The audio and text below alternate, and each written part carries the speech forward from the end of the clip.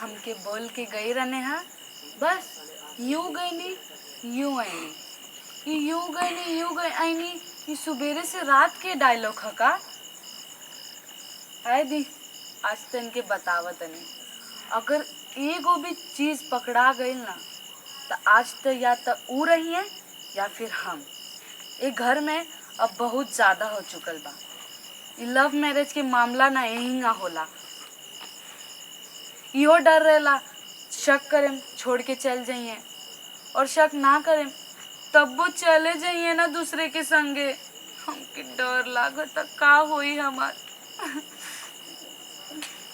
ऐसे लागेला ना मरद होती ना तो गटइये दबा देती। का करी कुछ सोचे के पड़ी। हाँ आज तो इनके ना मर जाए के धमकी दे, अगर मर जाए के धमकी दे तो अपने आप हमरे पैरे पे गिर जाई है। कब आइए एकदम प्लानिंग बना के रखा था मैं। प्यार से पहले बतियाएं उसके बाद हादसा। आई ना कहाँ बानी, हमके फोनो नहीं की देले कि हम फोन करके कहीं ए जी कहाँ बानी।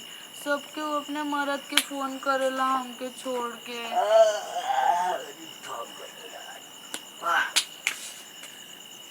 अरे हमार धन का हो ऐजो का सुतलू ना इधर और इंतजार में जब बैठा रहनी है। बहुत प्यार कर ना तुमसे। दूर नहीं। और ये सब कहाँ हुए, कहाँ से इतना रो रहा कि कचरा लाग गई लाल लाल गिर गई है जो गिर गई रहनी है। क्यों और तो है दोनों छाती इतना बड़ बा कि है छुआबो ना करी जमीनी ले। ये छाती पे तो काफी लोग फिदा बनी हो। अच्छा आदमी है तो छाती पे फिदा बाने लोग, औरत होती तो वो फिदे ना होती। अच्छा डायलॉग रहे। कहाँ रहनी है? कहूँ ना इसे टहल थोड़ी दूर चल गई रहनी, एगो दोस्त भेटा सवेरे से साझी ले कितना दूर गई रहनी है। हम लंदन से अभी ले जा गई होती। लंदन से तो जा गई होती, तनी कम फेंका। डायलॉग है। अच्छा डायलॉग हम सोचनी कि कैसे ऐसे कैसे चली पूरा गांव घूम के तो आई गई होती ना। अरे सुना ना तनी रौरे वजह से हम दिन भर बाल ना झरले बानी, एंगा बिखरल बिखरल पड़ल बानी। देखो तनी साड़ी कैसन हो गइल बाटे। उजो कहाँ देखा तनी हमके ऐसन काहे लगता रौरा कि उसे चक्कर चला था। हमके वो फलाना के भैया बतावत रहने। कौन फलाना के भैया तो के बतावत रहने?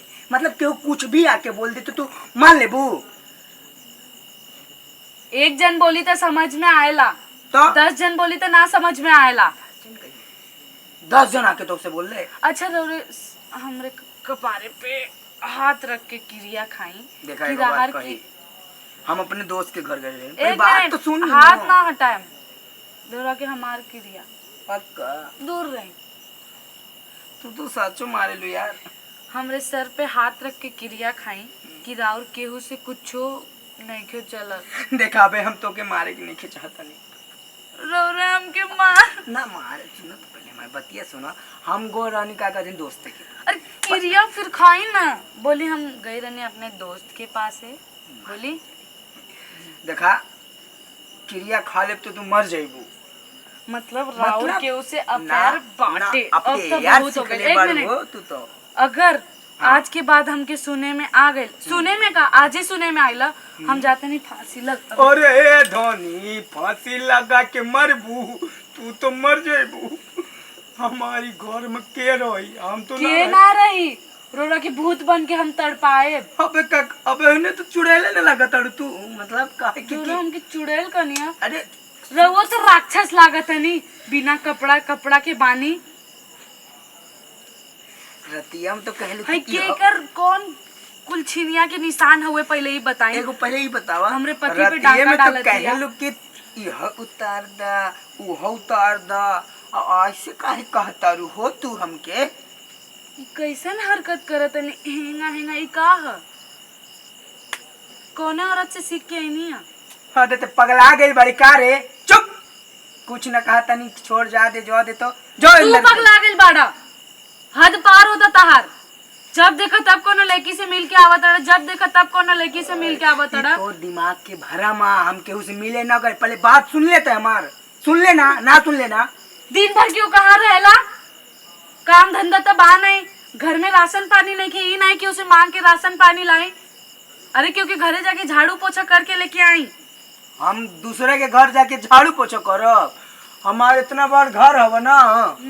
इतना बड़ घर हुए, बाहर सुता था नहीं, इतना बड़ घर हुए। अरे मानता नहीं कि हम गरीब बानी, लेकिन हमारो गांव समाज में इज्जत न बा। कौन सा इज्जत बा? ये कि लोग कहेला अरे तहार पति ओकरे साथ सुता था, तहार पति ओकरे साथ सुता था। ई कौन सा हुए हमके समझ में नहीं खियावत। देखा रही बात इज्जत के ना, तो हमारे ना ई दुनिया के हर एक शादीशुदा मर्द के ओकरा पत्नी के नजर में कौनो इज्जत नहीं के, चाहे वो हम होई, चाहे प्रधानमंत्री की शादी नहीं की ना, उनके तो मेहर नहीं के, हम मतलब चाहे हम होई या अमीर घर के लोग हो, सबकी है हाल बा। बाकी पूरा गांव में हमारी इज्जत बा, जहाँ भी जाइला लोग कहे भैया राम राम। हो गए का हो गए? हाँ हो गई। जिंदगी नरक बना देले भैया। अच्छा वो सब छोड़ी, खाना लेके आए पहले। हाँ ना हम हाँ तो जो लेके आ। रउए जाई या लेके आई। देख। जो लड़की के साथ चिपक के आई रहनी ना, वो पैसा ना देलसिया। जौन रहा खाली करवा लेला। का कनिया? पूछ न का कोई। और काहे ओठ ऐसे फड़फड़ाता? डर से, तोरा डर से। रउए हमार बानी आ हमारे रहन, समझली ना? तो रह देबे तब ना। फोन है आई रे दादा। दुखा गइल है। दुखाई ना। रउआ सच्ची कहे, एक बार हमरे सर पे खाली हाथ रख के कसम खा लेना। अरे यार कसम, पहले खाने तो खिला। कसम कसम कसम। कहाँ से हिंदी सीख के आ गई ने? उहे सिखैले होई ना रउरा के। देखो ये सब छोड़ा, मतलब पति जब बाहर जाए कि मतलब ई ना हुआ कि ओके केहू न केहू किसे चक्करे चलाता। अब कमात नहीं खत्म, मुँहे मरावत होबा। मुँहे मरावत होबे ला तू, मतलब मौग त बाड़ा ना कि एके लगे रहबा। अरे तो तू हमारे पास बाड़ू ना। ठीक दूर रही, काजने के छू के आइल बानी, हमके पसंद नहीं क्या। छुले बानी हम। छूले बानी ना? हाँ लेकिन बताओ तनी सुन।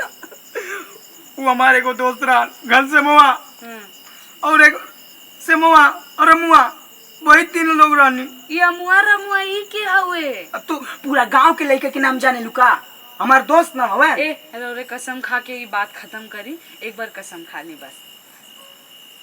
खाए ना कसम, दुखाता। अच्छा सोचा हाथ रखनी तो दुखे लाग, अब कसम खा ले तो का होई।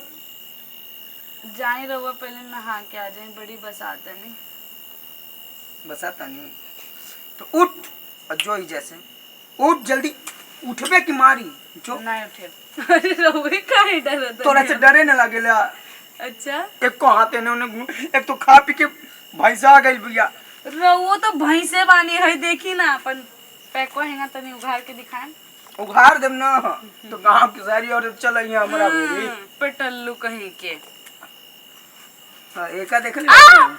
मम्मी हमार पर्सनल प्रॉपर्टी के ना छुए के, पर्सनल परमिशन नहीं की देले। पर्सनल? हाँ अरे पर्सनल है ये मार। पर्सनल बोले तो कोई देखा तो नहीं, ऐसे नल्ला साड़ी लाके देले बानी कि थोड़ा सा पकड़ा था कि पूरा हिंगा चिंगूर जाता। तू राक्षसीन हौ का हौ? तू मनई के छूला तो के लागत कि ऐसे कट जाई, ऐसे कट जाई। ये सब कहा तोहरे सिंदूर ऐसे लागल कहा तोहरे लागल बह जा। हमार सिंदूर ऐसा बाही नहीं कि एक बार लाग जाओ तो मिट जाओ। 7 जन्म ले ये जा रही, 7 जन्म है ना। तो देखो ना कहाँ मिटल बा, मिटते नहीं साला, कब से मिटाओ तनी यही करतब में फंस गई नहीं। मिट गई कहाँ मिटल बा? थोड़ा मिटल। मिट गल हो तो फंसती का मतलब। हाँ अब तो हमके कंफर्म हो गई कि रउआ के उसे मिल के आइल बानी। का लागत का। देखा हम तो से एक बात कही, तू पहले मरबू तो ना मारन बोली ना। पक्का हमार क्रिया बोले ना। सही कहता नहीं। उ जब तोरा से शादी ना भइल रहे ना तो एगो लड़की ना मरिया ना नहीं की मारत ई तो हाथ डर के चक्कर में होता तू नहीं हमके की मारत कहो तो नहीं तो बोली ना।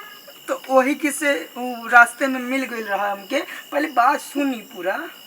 उ मिलनी तो उ हमके ऐसे हक कर लेलस तो हम रोक ना पाइनी। तो तुम अच्छा। जा पानी लेके आवा। देखा सच कह देनी ना। हाँ पानी लेके आई, पानी ले देखा ई- तू कह रही ना मिल के हमके ई बतावत ने कह रही ना कि मारबे ना। शादी के बाद भी तू मरद कुल सुधरबा कुल अरे मार के क्या रे और दादा शादी के बादो नहीं सुधरबा कुल। उठ तू लड़ती उठ जो जोना से मिले गई ना लेना वैसे मिल के आओ। अब तू मिले के आओ और मारा तलाक होई। प्रणाम भैया लोग। हमार नाम बा नंदिनी चौबे। और हमार नाम बा एजे मिश्रा। ई वीडियो हम बोले तो ही बोल दे। ई वीडियो खाली मनोरंजन खातिर है, कोनो गलत हमने के ई ना रहे, ठीक बा? तो समझ के लिहल जाए और कैसन लागल ये हमने के कमेंट में बतावल जाए। और हमनी के चैनल बा MGR भोजपुरी जेका रवा लोग सब्सक्राइब कीजिए, लाइक करी, शेयर करी और एगो घंटी होला है ना घंटी ना हाँ, घंटा ओके ओके दबा दिया जेकरा से हो रवा लोग गइल? के सबसे पहले वीडियो देखे के मिली। हो गए।